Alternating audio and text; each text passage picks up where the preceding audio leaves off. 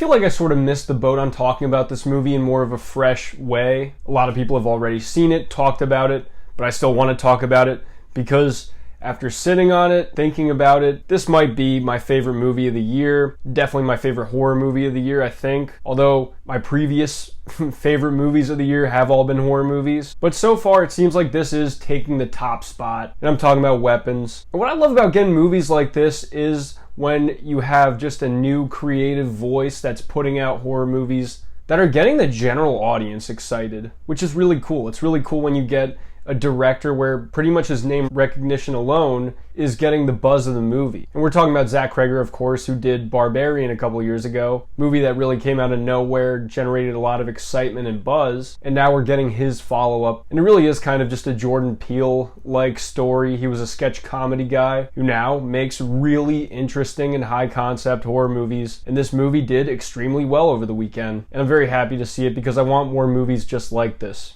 Not only is Weapons probably my favorite movie of the year, I think is one of the creepiest movies I've seen in a long time. I feel like this was more of what I wanted out of the movie Bring Her Back, which, although I liked that movie, I had a lot of issues with it, especially the way it sort of ended. But I feel like this movie from beginning to end was extremely engaging in both the character sense, story sense, and it just gave me exactly what I wanted out of it. This movie is very interesting, it has a lot of intrigue building into it. And because it takes so many twists and turns that I feel like a lot of people wouldn't necessarily get, I definitely didn't see where this movie was going. You're just kind of along for the ride, and especially because this movie is so character-based and built, it allows you to get invested in this town, the dynamics, kind of the politics of the town, especially in the wake of the fallout of all of these kids missing, that as you figure out more of what's really happening, what's really more of going on, it just keeps you guessing until eventually you get the ultimate reveal. And just a heads up, from now on I'm going to be going into spoilers. I just don't know if I could talk about this movie in any kind of interesting way while dancing around them. I feel like the people who really wanted to see it went over the weekend probably, and you know, if you didn't get a chance to see it, you want to come back and watch the video, sounds good. But I'm getting into spoilers now, especially because of the buildup of this character of Gladys, who is really the entire controller of this whole thing. This disappearance of these kids, basically the abduction of the last kid and his parents left in the class. What begins as kind of an unassuming introduction with her character unravels into just multi-layers of creepiness and reveals about who she is, who she might be, how old she might be, and what her ultimate goal is. Kind of taking a step back, what is great about this movie, like I mentioned, is the fact that it is so character-based. And that really is what the structure of the movie revolves around, is each character's perspective on this event, and it tracks you through where the reveals end up coming from, and how, like with the teacher, who's basically the brunt of the accusations after all these kids in her class go missing, is contrasted with a very understandable perspective with this parent who lost his son and he wants answers. And I also think that with that, the characters fit really neatly into the structure of the story. Some of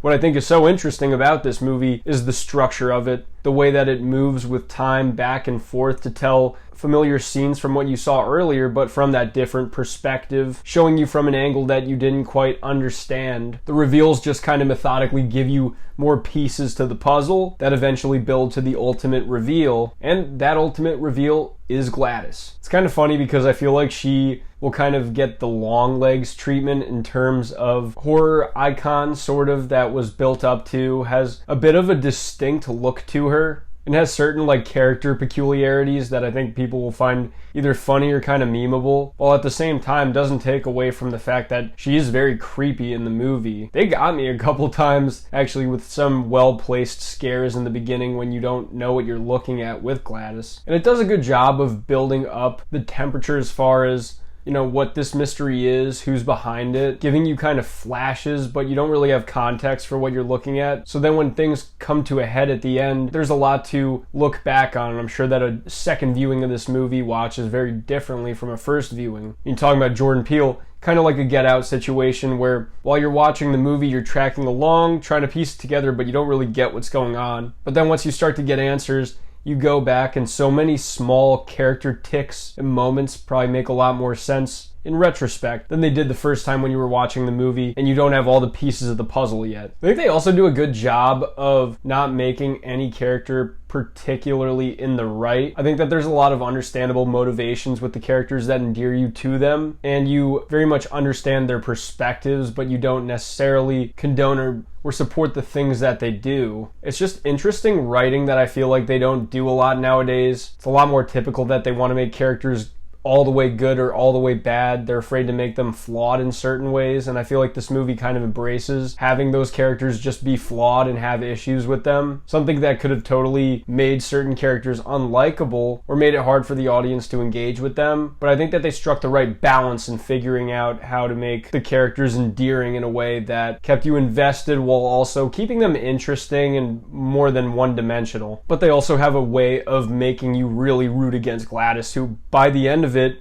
gets her comeuppance in a very satisfying way. And because of how far you see the depths of, what she's doing, it makes you completely understand how sick and twisted she is. It makes it all the more satisfying when she gets ripped apart by all these kids, even though it's really horrendous and nasty and even kind of funny because it's just so over the top. It does build to a pretty epic conclusion that I feel like you kind of have to do, kind of just that very over the top way in which I feel like at this point I think is becoming Zach Krieger's style a little bit. I think something that was very much noted about Barbarian was how over the top that ending was and how extreme of a conclusion that was. And I think that this movie kind of falls into that same vein of having a very extreme conclusion that is very satisfying, funny, even kind of weird and uncomfortable, but it just works for me for whatever reason. I think I've seen some people think it's a little bit more controversial. I haven't dug too much into what people think about the spoilers, but I really dug it, and I thought that there's really no other way to satisfyingly end the story. But those are just my thoughts on Weapons. Let me know what you guys think in the comments section. I'd love to hear. I'm GM Light. Have a good one.